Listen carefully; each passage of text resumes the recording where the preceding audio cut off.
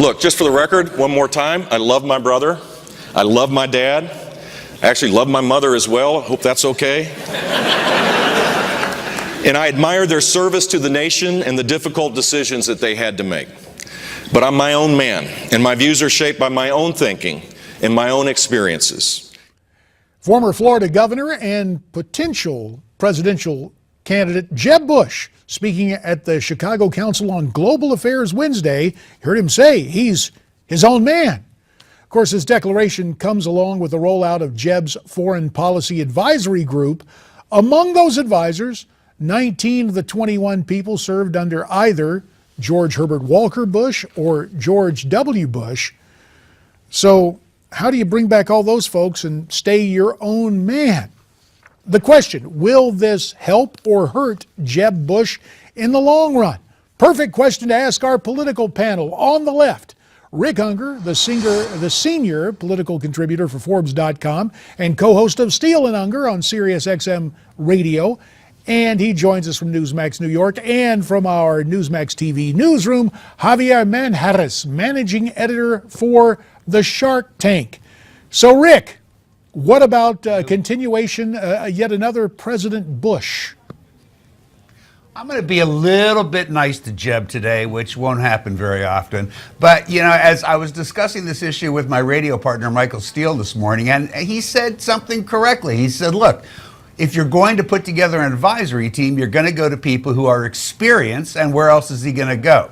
And I'll accept that to a point. My two biggest issues, though, are one, why aren't we seeing more new people? There's a lot of new brains, even on the Republican side of the fence, since the Bush administrations. And two, what in the world is Paul Wolfowitz doing there? What is he thinking? And we will have to wait to get some other thoughts because I understand President Obama is making a speech right now at the White House that apparently I hate won't when he interrupts us. Yeah, he's interrupting us. Let's go now to the White House. How dare President of the United States. I believe we have that footage ready to go here on Newsmax TV. Ladies and gentlemen, the President of the United States.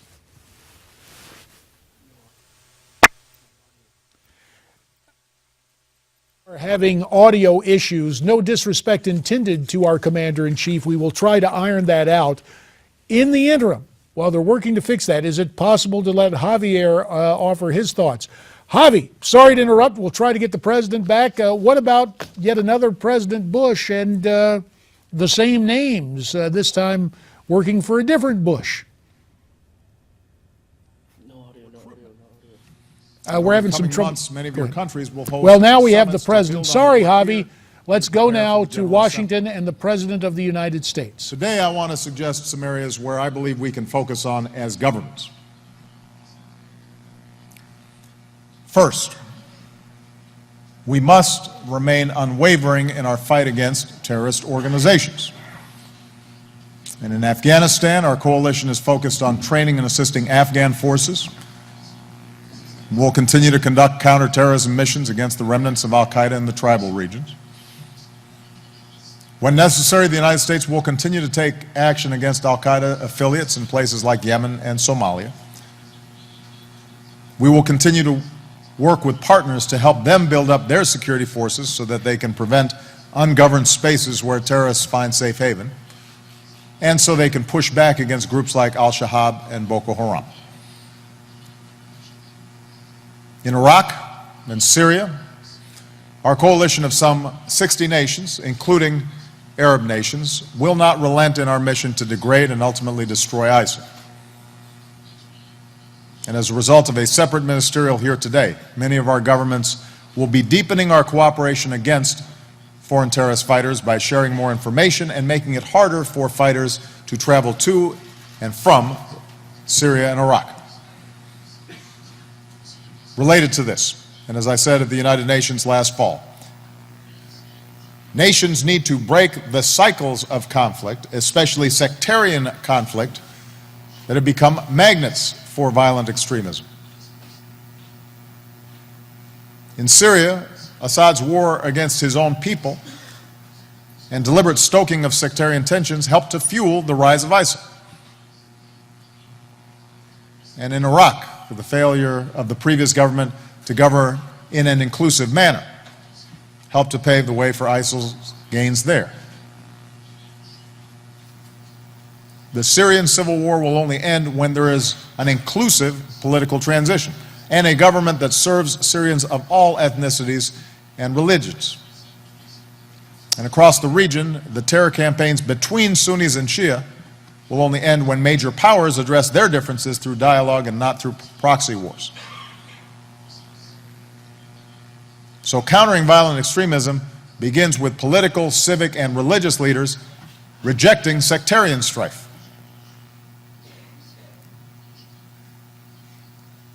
Second, we have to confront the warped ideologies espoused by terrorists like Al-Qaeda and ISIL, especially their attempt to use Islam to justify their violence.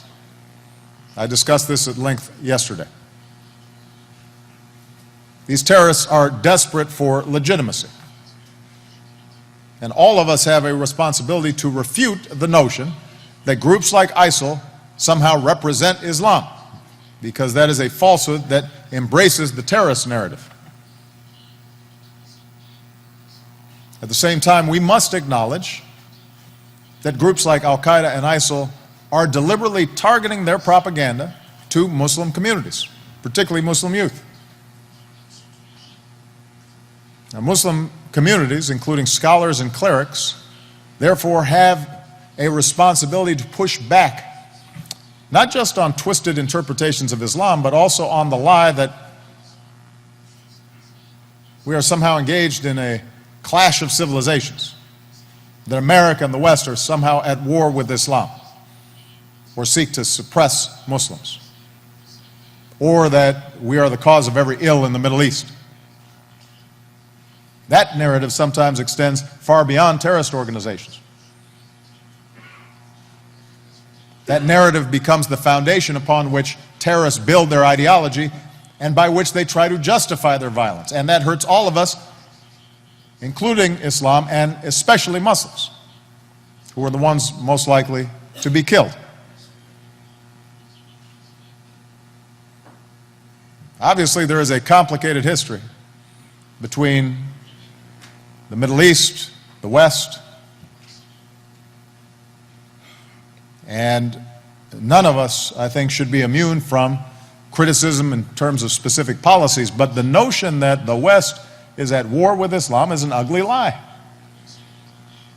And all of us, regardless of our faith, have a responsibility to reject it.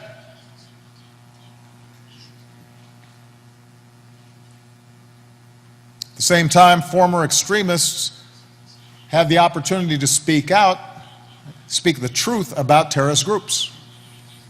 And oftentimes they can be powerful messengers in debunking these terrorist ideologies.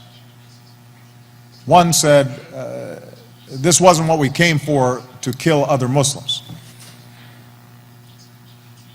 Those voices have to be amplified. And governments have a role to play.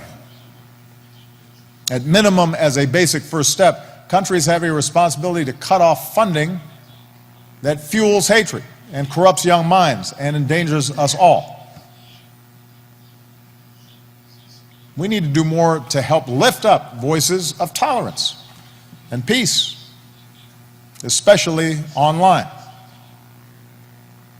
And that's why the United States is joining, for example, with the UAE to create a new digital communications hub to work with religious and civil society and community leaders to counter terrorist propaganda. Within the U.S. government, our efforts will be led by our new coordinator of counterterrorism communications. And I'm grateful that my envoy to the Organization of Islamic Cooperation, Rashad Hussain, has agreed to serve in this new role. So the United States will do more to help counter hateful ideologies. And today I urge your nations to join us in this urgent work. Third, we must address the grievances that terrorists exploit, including economic grievances. As I said yesterday, poverty alone does not cause a person to become a terrorist any more than poverty alone causes someone to become a criminal. There are millions, billions of people who are poor and are law-abiding and peaceful and tolerant and are trying to advance their lives and the opportunities for their families. But when people, especially young people, feel entirely trapped in impoverished communities, where there is no order and no path for advancement, where there are no educational opportunities, where there are no ways to support families, and no escape from injustice and the humiliations of corruption, that feeds instability and disorder and makes those communities ripe for extremist recruitment. And we have seen that across the Middle East, and we've seen it across North Africa. So if we're serious about countering violent extremism, we have to get serious about confronting these economic grievances. Here at this summit, the United States will make new commitments to help young people, including in Muslim communities, to forge new collaborations in entrepreneurship and science and technology. All our nations can reaffirm our commitment to broad-based development that creates growth and jobs, not just for the few at the top, but for the many. We can step up our efforts against corruption. So a person can go about their day and an entrepreneur can start a business without having to pay a bribe. And as we go forward, let's commit to expanding education, including for girls. Expanding opportunity, including for women. Nations will not truly succeed without the contributions of their women. This requires, by the way, wealthier countries to do more. But it also requires countries that are emerging and developing to create structures of governance and transparency so that any assistance provided actually works and reaches people. It's a two-way street. Fourth, we have to address the political grievances that terrorists exploit. Again, there is not a single perfect causal link, but the link is undeniable. When people are oppressed and human rights are denied, particularly along sectarian lines or ethnic lines, when dissent is silenced, it feeds violent extremism. It creates an environment that is ripe for terrorists to exploit. When peaceful democratic change is impossible, it feeds into the terrorist propaganda that violence is the only answer available. And so we must recognize that lasting stability and real security require democracy.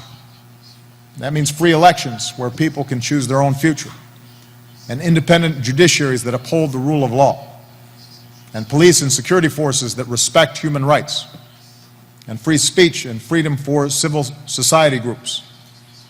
And it means freedom of religion. Because when people are free to practice their faith as they choose, it helps hold diverse societies together.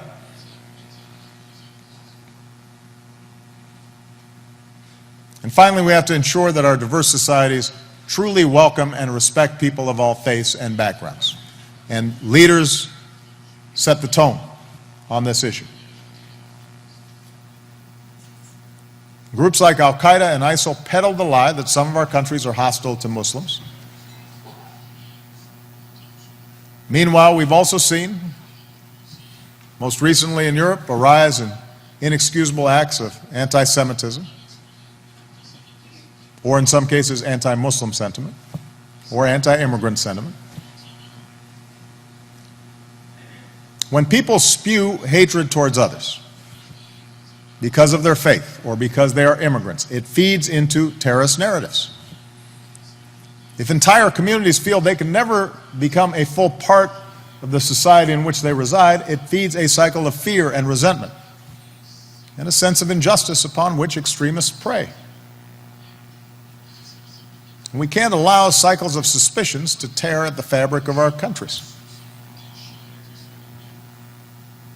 So we all recognize the need for more dialogues across countries and cultures. Those efforts are indeed important, but what's most needed today, perhaps, are more dialogues within countries. Not just across faiths, but also within faiths. Violent extremists and terrorists thrive when people of different religions or sects pull away from each other and are able to isolate each other and label them as they as opposed to us, something separate and apart. So we need to build and bolster bridges of communication and trust. Terrorists traffic in lies and stereotypes about others, other religions, other ethnic groups. So let's share the truth of our faiths with each other. Terrorists prey upon young, impressionable minds. So let's bring our youth together to promote understanding and cooperation. And that's what the United States will do with our virtual exchange program, named after Ambassador Chris Stevens, to connect 1 million young people from America and the Middle East and North Africa for dialogue. Young people are taught to hate. It doesn't come naturally to them. We adults teach them. I'd like to close by speaking very directly to a painful truth that's part of the challenge that brings us here today. In some of our countries, including the United States, Muslim communities are still small and relative to the entire population. And as a result, many people in our countries don't always know personally somebody who is Muslim. So the image they get of Muslims or Islam is in the news. And given the existing news cycle, that can give a very distorted impression. A lot of the bad, like terrorists who claim to speak for Islam, that's absorbed by the general population. Not enough of the good. The more than 1 billion people around the world who do represent Islam and are doctors and lawyers and teachers and neighbors and friends. So we have to remember these Muslim men and women, the young Palestinian working to build understanding and trust with Israelis, but also trying to give voice to her people's aspirations. The Muslim clerics working for peace with Christian pastors and priests in Nigeria and the Central African Republic to put an end to the cycle of hate. Civil society leaders in Indonesia, one of the world's largest democracies. Parliamentarians in Tunisia, working to build one of the world's newest democracies. Business leaders in India, with one of the world's largest Muslim populations. Entrepreneurs unleashing new innovations in places like Malaysia. Health workers fighting to save lives from polio and from Ebola in West Africa, and volunteers who go to disaster zones after a tsunami or after an earthquake to ease suffering and help families rebuild. Muslims who have risked their lives as human shields to protect Coptic churches in Egypt and to protect Christians attending Mass in Pakistan, and who've tried to protect synagogues in Syria. The world hears a lot about the terrorists who attacked Charlie Hebdo in Paris, but the world has to also remember the Paris police officer, a Muslim, who died trying to stop them. The world knows about the attack on the Jews at the kosher supermarket in Paris. We need to recall the worker at that market, a Muslim, who hid Jewish customers and saved their lives. And when he was asked why he did it, he said, "We are brothers." It's not a question of Jews or Christians or Muslims. We're all in the same boat.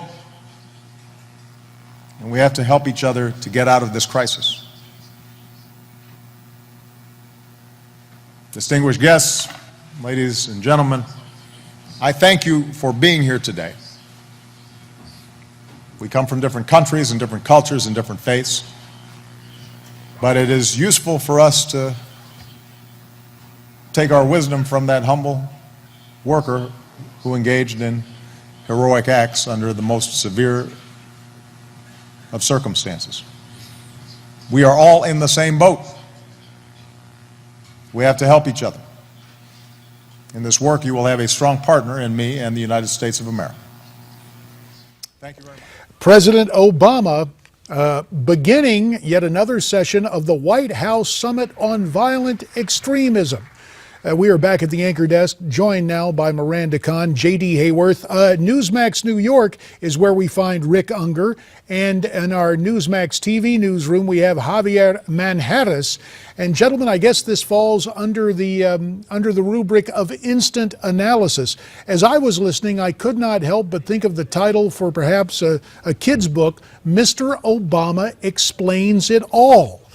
With that in mind, Rick, and I know you tend to lurch leftward, it gets to be a little much in the final analysis, doesn't it? Always being warned, always being told of utopian vision when we have American hostages who have died. Is the president in danger of really confusing our allies and encouraging our enemies?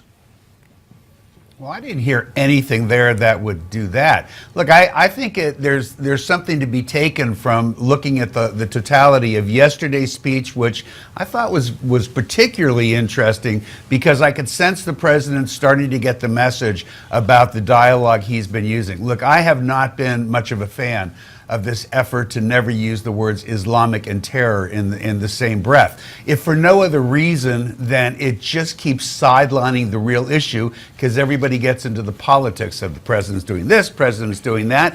When you take what he said yesterday with today, I thought it was a pretty good layout. I think what he's been saying is, or what he said in these 2 days, let's not forget some of the causes. I think they do matter, but yesterday it was much more about this is what we have to do about it. This is not a one-pronged exercise if we really want to do this correctly. We do need to address some of these political issues. We do need to address some of these economic issues, but there's no way anybody's going to believe that that's going to solve terrorism, because it's not. We also have to kill bad guys. The two of them go together, and I think that might be where I'm hearing him head. Javier, I'm sure you have some thoughts about what the president just said. I'm embarrassed for him. What he said today was just another form of him apologizing for this lack of foreign policy. Look, all he did was push the Democrat and the terrorist narrative. This is what they want to hear from the most powerful man in the world, and this emboldens terrorism, Islamic fundamentalists, to continue what they're doing. Listen, they don't want a handout. They don't want food stamps. They don't want a job. This is ideological. This is a holy war that Obama refuses to acknowledge what it is. It's a holy war against the West, against the world. They want an Islamic caliphate, nothing more, nothing less. It's embarrassing for him. Javier Actually, Manjarres I think they and want something Rick more. Well, I mindful think of they that. want something more, Javier. A handout? They want Obama here? We've got something more as well. Gentlemen, our thanks to you both.